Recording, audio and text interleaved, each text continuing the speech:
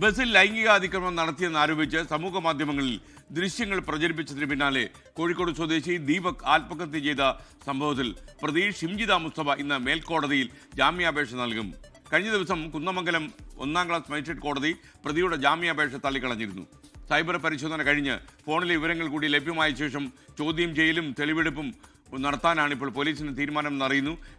ഷിംജിത മുസ്തഫയുടെ കൂടുതൽ വിവരങ്ങളുമായി ദീപക് തരമണം തത്സമയം ചേരുന്നു. Deepak, good morning. ഒരുപക്ഷെ നമ്മളുടെ ഈ സോഷ്യൽ മീഡിയ സർക്കിളുകളിൽ ഈ റവന്യൂ വരുമാനം കൂട്ടാനും അതേപോലെ റീച്ചുകൾ കൂട്ടാനും വേണ്ടി ആളുകൾ നടത്തുന്ന ശ്രമങ്ങൾക്ക് ഏറ്റവും വലിയ തിരിച്ചടിയായിരുന്നു ഈ ദീപകിൻ്റെ മരണം. ഒരുപക്ഷെ ദീപകിൻ്റെ മരണം അതിലൂടെ ചെയ്യാൻ കഴിയുന്ന ഇത്തരം വേണ്ടാത്ത കസർത്തുകൾ ആളുകൾ അവസാനിപ്പിക്കട്ടെ. പറയൂ Deepak, good morning. Very good morning S K പറഞ്ഞു തന്നെയാണ് ശരി. ഈ നവമാധ്യമത്തിലൂടെ എന്തും ആർക്കും ആവാം എന്ന ഒരു നിലപാടിൻ്റെ ഭാഗമായാണ് ഇത്തരമൊരു അധിക്ഷേപം ഉണ്ടാകുന്നത്. ആ അധിക്ഷേപം ലൈംഗിക അതിക്രമം കാണിച്ചു എന്ന് ഒരു വീഡിയോ ചിത്രീകരിച്ചുകൊണ്ട് നടത്തിയ ആ അധിക്ഷേപത്തെ തുടർന്നുണ്ടായ ആത്മഹത്യ, ആ ആത്മഹത്യയിലെ പ്രതി ഇപ്പോഴും ജയിലിലാണ്. പ്രതി നേരത്തെ കഴിഞ്ഞ ദിവസമാണ് കുന്നമംഗലം ഫസ്റ്റ് ക്ലാസ് മജിസ്ട്രേറ്റ് ഈ ജാമ്യ ഹർജി തള്ളിയത്.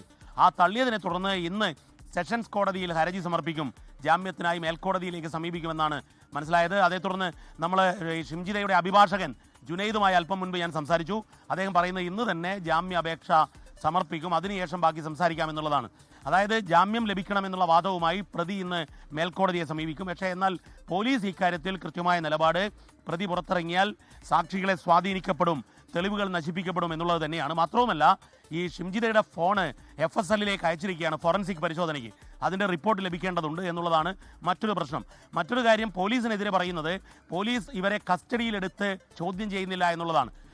അത് വൈകുന്നത് എന്തുകൊണ്ടാണ്, പോലീസ് എന്തിന് ഈ പ്രതിക്ക് ഒത്താശ ചെയ്തു കൊടുക്കുന്നു എന്നുള്ള രീതിയിലുള്ള സംസാരങ്ങൾ, ആരോപണങ്ങൾ തുടങ്ങിയിട്ടുണ്ട്. പക്ഷേ എന്നാൽ പോലീസിൻ്റെ ഭാഷ്യം ഇതിൽ ഫോറൻസിക് പരിശോധനയ്ക്ക് ശേഷം കൂടുതൽ തെളിവുകൾ ലഭിക്കണം, ആ ശാസ്ത്രീയ തെളിവുകളുടെ അടിസ്ഥാനത്തിലുള്ള തെളിവെടുപ്പും ചോദ്യം ചെയ്യലുമാണ് നടക്കേണ്ടത് എന്നുള്ളതാണ്.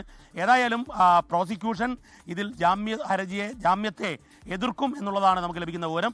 ഇന്ന് ഈ പ്രതിഭാഗം സെഷൻസ് കോടതിയിൽ ജാമ്യ ഹർജി നൽകുകയും ചെയ്യും. എസ് ലോകത്തെവിടെയായാലും ഏത് സമയത്തും 24 വാർത്തകളും ഓഗ്മെന്റഡ് റിയാലിറ്റി പാക്കേജുകളും എക്സ്പ്ലെയിനറുകളും വിശദമായി കാണാൻ ഞങ്ങളുടെ യൂട്യൂബ് ചാനൽ നിങ്ങൾക്ക് സബ്സ്ക്രൈബ് ചെയ്യാം.